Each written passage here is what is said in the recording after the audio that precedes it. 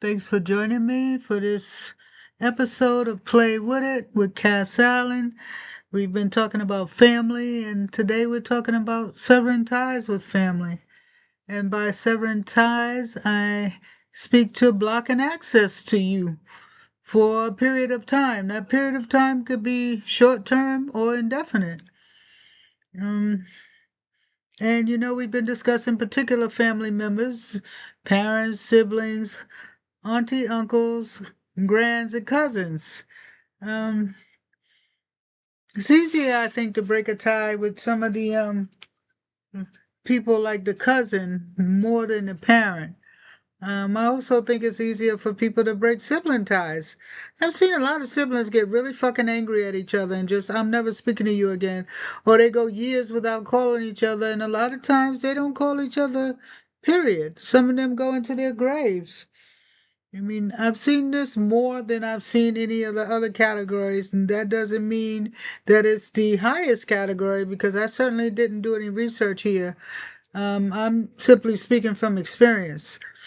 Um, Through my life, I only knew one person, two, who went without speaking to their parents for a long time, where there were no um, issues of abuse, severe dysfunction, just based on disagreements.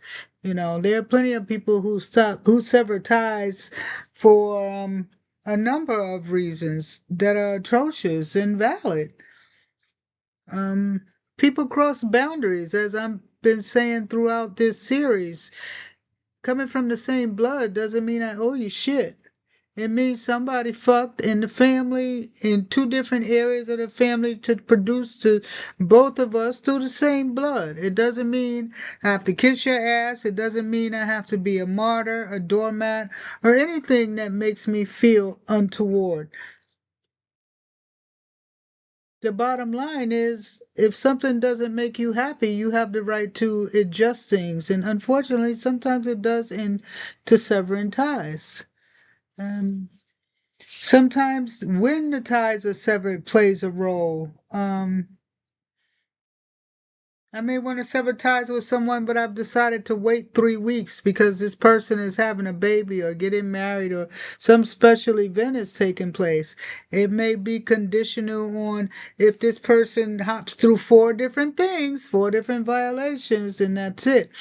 I may decide to sever ties with someone based on the knowledge they have. You knew so and so, so why would you so and so? I know y'all have heard that. Ties can be severed in two places, either in public or private. It's one or the other. There are either two people involved, you and the other, or there's a plus. Sometimes that affects how ties get severed. Sometimes people get embarrassed more than anything, in a public setting, and they feel shame that forces them to force their hand, if you will. I've seen this recently where someone felt very embarrassed in public by a sibling and cut off ties for Lord knows how long. Um, the why is very important when it comes to severing ties. Like, why is this happening? Have both sides truly been heard? When you're severing ties, know why. Has anyone tried to help the situation before you reach the point where you want to sever ties? Are these ties being severed as an act of revenge? Or is this a tit for tat? Or is this something being done to teach a lesson? Sometimes we sever ties with people because we're trying to show them a mirror, not necessarily because we feel that we want to sever ties. Sometimes we sever ties, as I said, permanently. Some offenses are so atrocious that can't look back. There are instances where people run into the same violation constantly, where a family member shows you they don't give a fuck about your feelings. And sometimes, in order to avoid PTSD, even with a family member, one has to close certain gates. Some of you sever ties temporarily with conditions. I'm not speaking to you until you apologize. I'm not speaking to you until you this, you that, you that, you that. You know, there are so many reasons to sever ties. The same damn reasons we sever ties with people who are not family. Because of violations, offenses, attacks on our spirits, things and situations that make you unhappy on a constant. Now, keep in mind as you're severing these ties that some people won't return if you cut them off. So be sure you want them out of your life. I've been in that situation where people have threatened me, and I'm like, I tell them, be sure this is what you want because you are not gonna yo me and bring me in and out of your life based on attitudes. That's not gonna work either. Every 3 months, I'm no longer your friend or I'm out the door because you have a fucking attitude. You feel you can treat me like a piece of garbage and just drop me all over the place or some raggedy ass toy that you've decided to pick back up out of the dumpster because you're bored now or you're missing something that you were only getting from that person that you dumped. There's so many things to take into account when we're severing ties as it relates to the who, what, when, where, why, and how of the situation.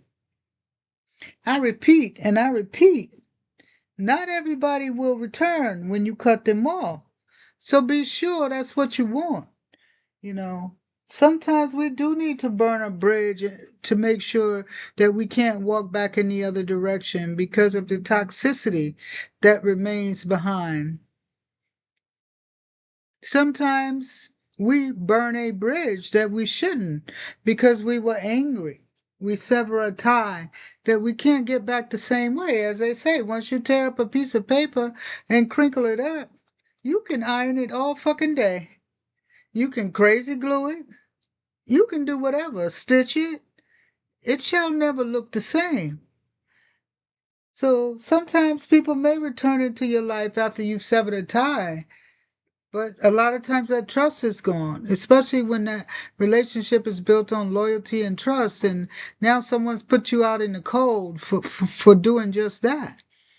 You know, trusting in them and being loyal and putting yourself in a situation where you can be violated.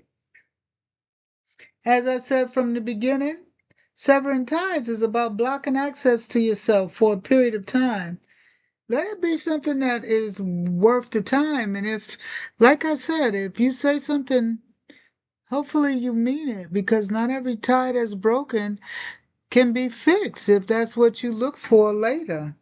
So be sure, walk your talk and talk your walk. This has been Cass Allen on Play With It.